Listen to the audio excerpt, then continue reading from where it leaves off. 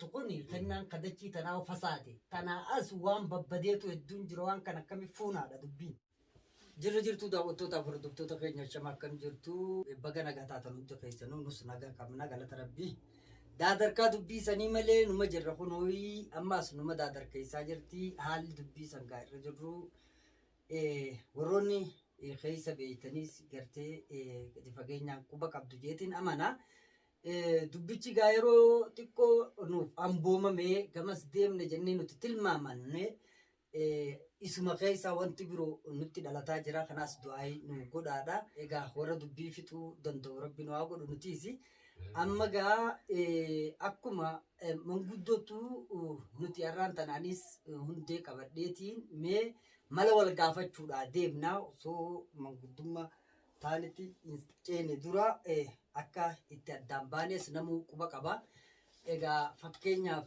namni wal dhaga'uu dhabuu fi haalonni isii keessa turte bakka hunda sesseenee rakkoo uumuu waan kana keessatti anis natti mul'ate maalii fi gadi fageenya waan quba hin qabneef gaa akka tasaa wanni kun dhufteeti lafatti na qabdee haa lafatti na qabdu malee egaa keessoo dubbichaa anilleen sirritti hin beeku irraa dandamanneetuma as geenya hanga dandeenyutti irraa tasgabbeessaati. Ammas warra tasgabbeessee dubbii amboomsee akkuma heera Oromoo aadaa Oromootti fituu danda'u rabbiin haa godhu mala nu dhibe san hundee waliin mari'annee akkaataa silaa ta'uu qabutti go'a tokko waca tokko malee akka firraa fituu dandeenyutti akka deebinuu fi har'a hundee waliin marii qabnaa amma xumuraa fiidiyoo teenyatti sun hordofaa isiniin jenna isinis bakka jirtanii yaadaanis du'aayinis nu bira dhaabbadhaa isiniin jenna. dubbiin gaa dubbii jabduudha rabbi keessaa nu haa baasu rabbi warra gartee haqummaadhaan qulqullummaadhaan isii tanallee xumuruu danda'u rabbi nu haa godhu jechaa nu faana turaa isiniin jenna. Dhuftoota gartee chaanaalii keenya akkam qabdanii fayyaadha dansaadha gartee hamileellee hin qabnu hamilee waan dhoowwee eegaa ilmi namaa tokko gartee hogguu waan tokko fidee haasawoota gartee ilmi namaa Oromoo aadaa fi safuu qabaachuu heera qabaachuu heeratti bulmaata iftintee ifii qabaachuu heera sanis gartee caaguu gartee nuti gartee heera saniin waan tokko gartee akka gartee isseeppisaatiin gartee itti aansaatiin jalaa goolamne jennee hogguu nuti gartee walirra fidannee kaan araarsinee gartee oduu kaan hin taane oduu kaan hin araarsine kaan hin ta'u jechuudha waan as keessa bocuun dhufee jechuu jecha akka namni alattis wal miine kanarraa jennee wal gubbarra dubbiin ufte nurraa uffe gubbarra billee fidannee waan ni fidanneef garuu ammoo akka gartee namni gartee manguddoo nuu kanam manguddoo hin taane nun goone jechuudhaaf gartee kanaaf irraa dubbanna kanarraaf waan ni gaa arrannaaf inni hobatti mari'anneef hoba mari'atuun keenya edani gubbatti akkas goone jennee wal gubbarra finnee hogguu nuti isaan kana kaan araasinee gartee seeppii nuti itti qabanne ka yaada keenya qabanne sanitti isaan nu gubbaratti walitti fiiganii kaan na biraan hin taayin jechuudhaan kaan agartee si arguun fedhu si gartee jechuudhaan akkasumatti wali bubbu'isi jijjiiraa jechuudha. Hungaa waan ni ta'eef maaliif gaanama tokko heeree fi yoo beekee eega takka dubbiin heeraan qabamtee heera Oromootiin manguddoo harka seentee mangudduma eeggattaa waan isin si gootu waa cibbuu sirra keessa irraa kaaftee abbaa cibbuutiif cibbuu kana ta'e abbaa qaatiif cibbuu kana ta'e gartee hunda teesseetu muraalataa jechuudha. Dhaloonni amma xiqqoo gartee jirjiroominaa fi gartee tasgabbii dhabuu qabaa kanarraa naaf gartee numaaf miidiyaa wal mari'achuudhaaf gartee oduu isaan kun gartee firraa gartee dafaa hanga sitti baay'anneeti deebi'anii hanga sun duratti nuti wal mari'annee maal akka godhuu qabnu gartee malaa mariin taati akka itti firraa furnu jechuudhaaf waliin tattaa'u jirra. Kanaafuu akkasii nu waliin turaa laala. Hayyeegaa hundee fayya jabeetu jarratti walaanan janiimisa dubbiin gaanu qabde dubbii jabduudha maaliif jennaan dubbii gulantaati dhugaadha rakkoon numa uumamti beekee dogoggorrillee numa uumama dogoggora jiru ammoo namni irraa baratee gartee irraa deebi'uu fi furuu qabaa jechuudha. Kanaafi dubbiin gulantaadhaa dubbii taphan taane dubbii hooyiisi go'a akka harkan keessatti godhatanii miti. Maaliif jennaani gulantaan silaa gulantumaaf magantaadhaa jette Oromoon. Kana jechuun as keessatti nullee warra dhugaadhaan hakummaadhaan waan kana fixuu danda'ullee rabbi nu haa godhu. Amma gaa dubbii tana fidna jennee dubbiin erga nu qabatte silaa amma anuun irra bulte ati tanaan duraas gaa silaa waliin daadarkaa turte jechuudha. Haa ta'u garuu wanni jira dubbii tana keessa waan keessoo jira dila amma dhageessan ani hin dhageenye beek yeroo ijoollee irraa michoonis na bira dhuftee irraa eegartee michiyyoo irraa baruusi haalota ammaan tana yeroon killee fi gartee hamzaanis walitti dhufan ammaan tana haasaan kanaas killeen faan ol kaasee iccitii waan na dhoysanii jiran jaan kanallee waan dhageenye beeke ani. Haalota waldhabdiitii fi akkaataa gartee rakkootii fi karaa seentu wallaaluuf karaa biroo keessa seenuu fi dogoggora gaagama sanii michoo gama siitiin uumame ta'uu siitiin arkee jechuudha. Mucaanis dhugaadha bultii fi namni ni jaalata jaalannaa nu fuudhee maatii waliin qabaa jalaa nafne jala fiiguudhaan daadarkaa fi gartee haalli inni keessa jiru ammaan tana anuu na yaachisaa jira jechuudha. Egaa namni jala waa badi beeke dilaadha jedhanii bakka hunda seenaa waanuma san qabuu fi bakka hunda seenuuf osoo fiigu jiruu gaa manguddummaas kaanii fi kaan fudhatee rakkooleen hedduunis waan kana keessatti uumamtee jirti jechuudha. Gadi fageenyaan siituu narra quba qaba waan kana keessatti jechuudha. Amma rakkooleen uumamte sanis akkasumatti jirti gulantaalleen galee hin jiru jechuudha. Waan kana takeessaa tana furree gulantaa kana galchina jennee yeroo imaamannu irratti gaa erga dubbiin narra geessetti haala man hundatu kana laalteeti agartaatee kunis.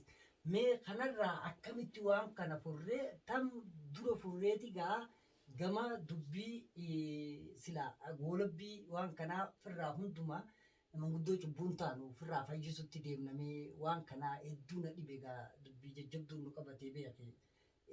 Rabbi manguddoo salphinaan hin godhini. Sirrii jirta waama sirrii dubbattee naan beekta dhugaadhaa godhini akkuma abbaa hasiru jaanitti Oromoon jettetti dhuguma silaanaaf irra ifuu qaba. Anumanni natti gartee dubbiin taa'irraa caasaa dheeraan taa'eeti mataan oowwifte akka keessatti fakkeenyaaf hanga dhufte keessaa hangam tam akkam yoo dura finne tamitti gartee tamiin tam akka qabnu yaani sammuu ta'e keessatti qabattee jirti tamtu dubbiin irra jabduudha gartee tan qabattee dhugaadha tan tawarraa akka qabattetti hayata gara dhiiraa kana gartee akka isaan gabbaanii waliin finne tamtura akka gartee isii tana goolabnu gartee nu himuun dirqama ta'a. Takannaatu bimoo fi gartee hilleeti moo hamzeeti moo taa gartee hamzee fi gartee hilleeti moo agartee arafeeti fi tajaartii gartee dura dhiiratana gartee waan kana caasaan duraanuu kana kam akka gartee irra jabaasitte siituu gartee narraas gartee bubbulee laaltee sima jala deemu dhagaa tarra jetti gartee akkaataa itti amma bareedaadha onni ati kaafte laal dubbii nuti ta'abaluuti tana finna osoo hin taane dubbii guutumatti dubbii nu mudatte fixuudha qabna gaa waan badaa osoo harkanii bira dabruun beeki akka aadaa keenyattis nurraa hin barbaachisu kana qabu qabaadhu. Haa ta'u garuu dubbii tam dura finnaa miti dubbii yoo abbootiin dubbii tanaan deemtu fixxe malee manguddoonni haasoyti malee waa fixuu hin dandeessu beeki. Bakka tanaatu na dhibe haalaan. Maaliifi ni finna jenne beeki mijiyyoonis amma harka keenya jirti gulantaadha maati. Gulan silaa intaltii takka ta'eerumtee jirtu yaa manwasiitiin maltii miire. Haa ta'u baatee ammaan tana harka keenya jirti mucaanis akkasumatti jaartii isaa barbaadaaf bahee jira beeka. Manaafis qofaa waliin haasa'utti jira mitiire. Waan kanarraa duuba isii galchina yoo jennu rakkoon isii tanarraa dhalateetutu keessoo tanatti namni kaanis dhaamee kaanis gartee haalan taane keessa walitti aaruu fi kana hunda fidee jira jechuudha. Amma dubbii tana keessaa finnee gulantaa tana qulqullummaadhaan eebbaan gammachuudhaan galchinee akka bultiin dagaagdu jarrinis akka sirritti waliin jiraatu goona jennee yeroo warra silaa dubbiin tun keessa jiran dubbiilleen yaammannu. Haalli nu mudate haala sanii jechuudha. Haalota kanarratti amaloota namootaatis beeki namni eegaa wal beekuutu barbaachisaa isin warra yeroo jalqabaatiif waliinis bahee deemutti jiru amaloota waliillee tolchitanii beektanii jechuudha.